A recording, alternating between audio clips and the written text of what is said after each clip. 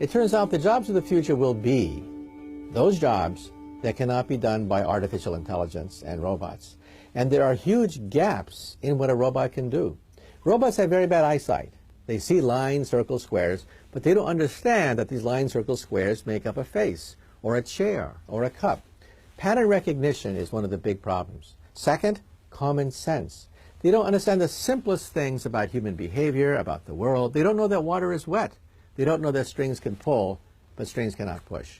So the two jobs that will thrive in the future and the two sets of jobs that will be destroyed are as follows.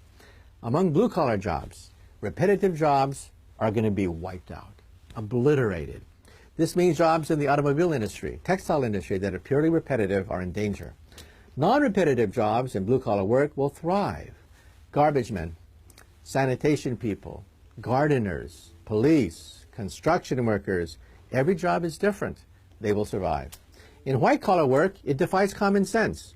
The people who will be thrown out of work are middlemen, low-level accountants, bookkeepers, agents, tellers, middlemen. The friction of capitalism are going to be obliterated.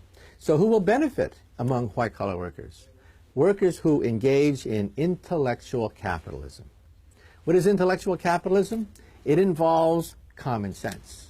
In other words, creativity, imagination, leadership, analysis, telling a joke, writing a script, writing a book, doing science. Realize that England, said Tony Blair, derives more revenue from rock music than it does the coal industry. Because we're making the transition from commodity-based capital like coal to intellectual capital like rock and roll.